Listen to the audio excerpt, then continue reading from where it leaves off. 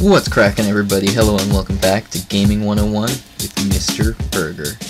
Tonight, we're going to take a look at this hilarious off-meta Giant Skeleton Clone Deck that I crafted myself. So it's a self-crafted deck here. You know, I kind of wanted to try something different and new, and I really like playing with a Giant Skeleton from time to time. And I wanted to do something really off-meta that still had the potential to do decently well. So this isn't really a very great top ladder pushing deck or anything for a grand challenge 12 wins or anything like that, but it's just kind of for the fun of it. And as you can see here, it's proven to do decently well, and you can have kind of a little bit of a trolley fun good time with it. So there was a couple things that I had in mind. I wanted to put a giant skeleton in the deck. I wanted to make it a giant skeleton deck for sure. So I got that giant skeleton in there, and I really like playing with clone. It's not that great of a spell, it's very niche. It only works out really well with certain cards and archetypes. But when the clone spell originally dropped, I remember everybody was like, giant skeleton, dude, you can double the bomb. He drops his bomb on death, and you clone him before he dies, and the giant skeleton clone also drops a bomb. And that clone version of the bomb doesn't do as much damage, but as you'll see here in the replays, it still does a whole ton of damage. So that was one of the things that I had in mind. And of course, since I put the clone in there, I wanted to synergize other cards with that clone. I wanted to pick other cards that would work well with that clone spell as well. So I thought, okay, let's kind of throw an element of spell bait in there too, because that's just really popular in a lot of different archetypes and a lot of different decks right now. So I got this element of spell bait with quite a few cards. I got the Zappies in there. You'll often see your opponent fireball or poison your Zappies. I got the Hunter in there. He's also kind of a fireball or a lightning magnet. And then you got an element of what would we call this, zap-bait. There's not much log bait, but there's definitely zap-bait, because you got the bats, and you also got the Minion Horde. And Minion Horde, is that arguably a zap-bait card? I would say so. I zap Minion Hordes all the time, especially if your zap is over leveled, but that's on ladder and I'm playing this in a tournament standard level. But anyway, I zap Minion Hordes all the time because it brings them down low enough so that your Princess Tower can one-shot all those minions, and it really shuts down the threat for only 2 elixir, because if you don't answer a Minion Horde at all, of course it'll completely destroy your tower. So let's talk about that Hunter in there too, now that we've talked about this element of spellbait. The Hunter, I kind of wanted to build a Hunter deck too. I really like the Hunter card, and I feel like he's kind of underutilized. He's definitely seen pretty predominantly in the pro scene. There's a lot of high-end players that really like him and play him, but he's still kind of underused as far as, moderate, beginner, and mediocre advanced players go. And having that Hunter in there, again, that lends you an element more of spellbait to this deck. Now, let's talk a little bit about, let's see, the clone spell. Now, we talked about that element of spellbait, and I will probably reiterate that, and you'll see that here. You'll see me use the Hunter in the back often as an opener, and that's one of my favorite opening moves for sure. And that's to hopefully get them to fireball him, so then you can safely, or more safely, use a Minion Horde or your Zappies or something like that. You can also try to split your Zappies, and if they fireball the 2 Zappies, that's definitely a good thing for you, because then you can more safely put down the Hunter, so on and so forth. So let's talk about that clone spell though. There's a lot of synergy in here with this clone spell. And the clone spell, where you want to use it almost always is when you've got a big swarm or a very deadly unit, a unit with a very powerful on-death ability, like the giant skeleton, how he drops his bomb when he dies. You want to use it right when they're within range of the opponent's tower. So the reason for that is it's really easy for them to answer and respond to that clone spell, because the clone spell, the clones that it creates all have very low HP, so they die really easily to pretty much anything, almost one shot by just about anything. So they can just arrows everything or zap it, and it all dies. But if you catch them off guard right when your stuff is at the tower, then you can gain a huge benefit from it and do a monster push. And you don't want to waste your clone spell early, because then they'll know that you have it, and they'll be hanging on and saving their spells and stuff for that. So it's really good to catch them off guard, which is the case for most of these utility spells. The Clone, the Heal, arguably the Rage, and definitely the Freeze spell. You generally want to save it until you can kind of catch them off guard and gain some huge benefit from it by catching them off guard and absolutely wrecking a tower. And then you're kind of playing defensively for the rest of the game. So the Clone spell does have the potential to do that, but don't get me wrong, even if they know that you have it, you can still get huge benefit from it. So the ideal situation to use it in this deck would be with the Giant Skeleton on the opponent's tower. As soon as it's within range of the tower, just clone it, and even if the clone dies immediately, that's kind of good for you, because then you'll be guaranteed that the clone bomb drops right next to the opponent's tower, and you get that death damage from the bomb off, which is just insane. The Giant Skeleton bomb and the Clone Giant Skeleton bomb together will basically destroy a tower. So yeah, take advantage of that if you can. Now remember guys, Clone does cost 3 elixir, so if you kind of whiff it and misplay it, that's 3 elixir down the drain. It doesn't provide any counter push or anything like that if you waste it. Anyway, some more cards that it synergizes with really well in this deck. It's going to be the Skeleton Barrel. If you get the Skeleton Barrel on their tower or really close to their tower, you can either clone the Skeleton Barrel itself so that you get bonus death damage. You get the death damage for both of them, because it does do a little bit of death damage now, that Skeleton Barrel does. Or you can clone the skeletons like so once they've dropped. And even there, look how long this cloned Hunter lives, because he's sitting in the back there. So that clone spell definitely has the potential to provide you a lot of value.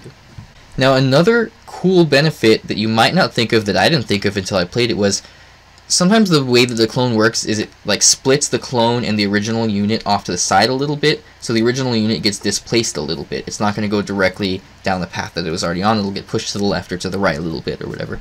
So that being said, because the Skeleton Barrel is still a relatively new and definitely a very underused card, not a lot of people know how to counter it properly, and they'll often use their zap or their log too early or too late.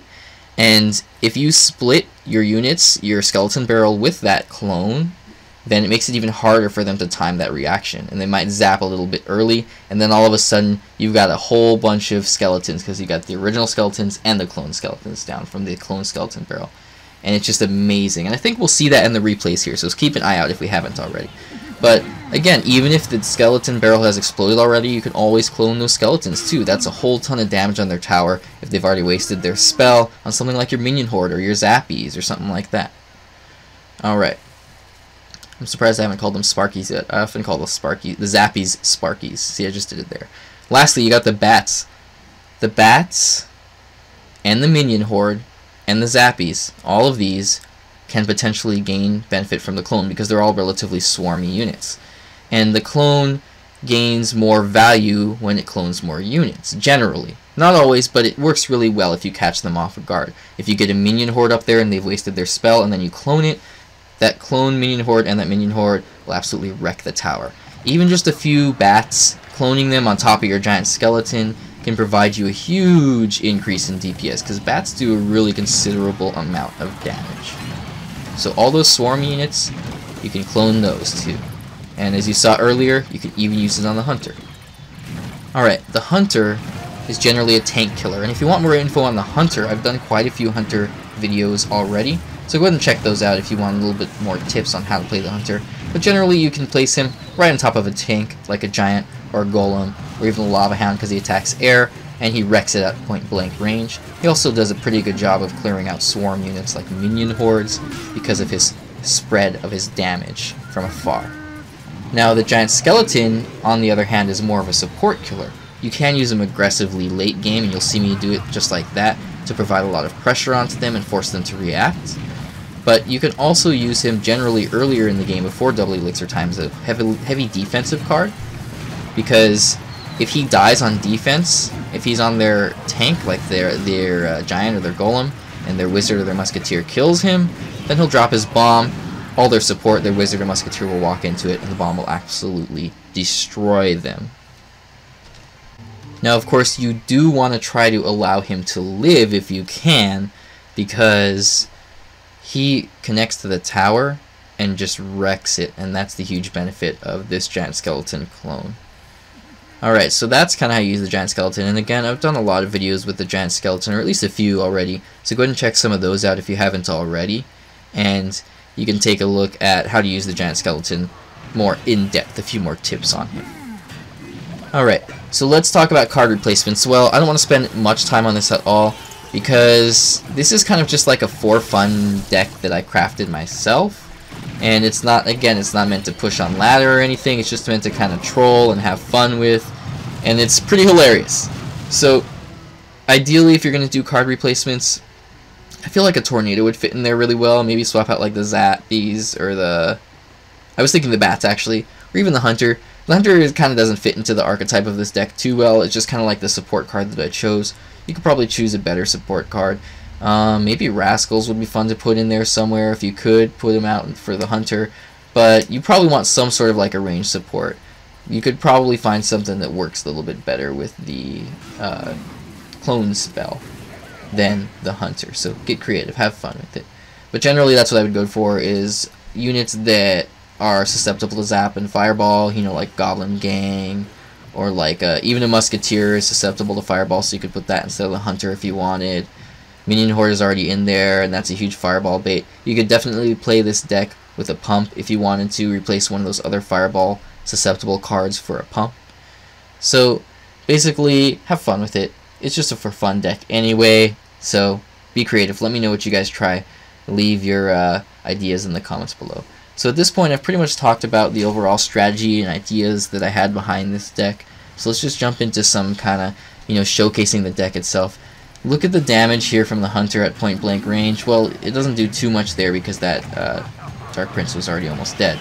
Now here we're at double elixir, so I actually opt to use the Giant Skeleton aggressively. And you'll see I'll use him as a tank, and then I'll also send in the Skeleton Barrel.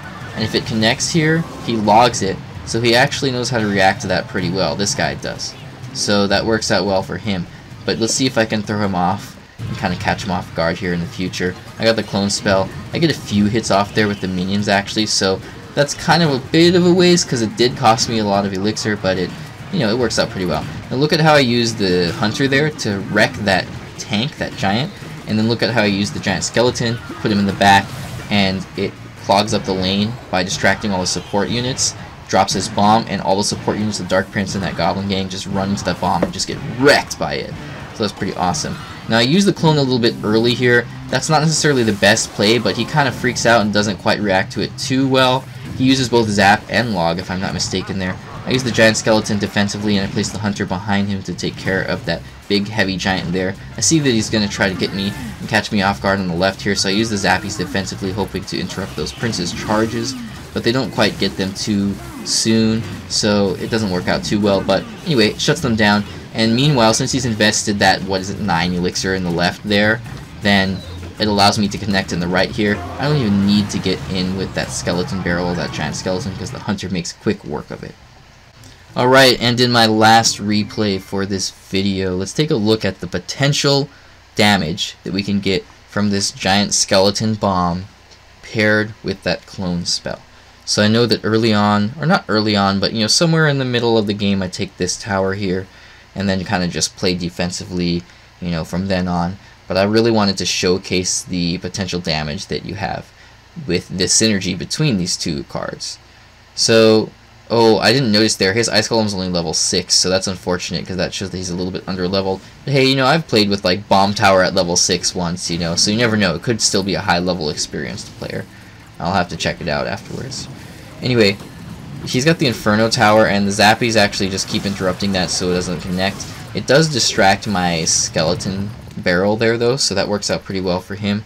And I use the Minion Horde in the back there, kind of hoping to bait out one of his spells. And yes, I do. He zaps them. He does a good job of getting all 6 of the minions in the Minion Horde. And watch how the Princess Tower will just one-shot them now. So that is definitely a positive elixir trade for him, but now I do know that he doesn't have that zap spell in hand. That's kind of the idea. Unfortunately, he has a rocket. Blam! There goes my Hunter.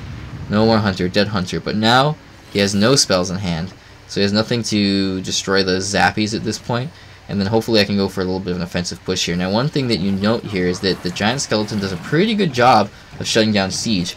And you actually place him in the same lane as the Siege units generally, because he'll run up there, pretty quickly. Hopefully he'll get there in time before your opponent can react to him, and he will destroy that siege unit, and if he doesn't, his giant skeleton bomb will. Now look at this damage. 1, 2, dead. That tower just dropped.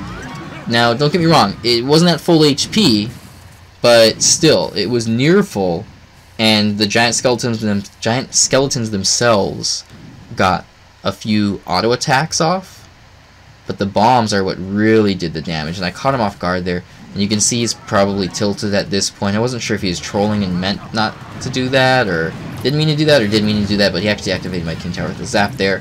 Now I start playing a little bit more aggressively.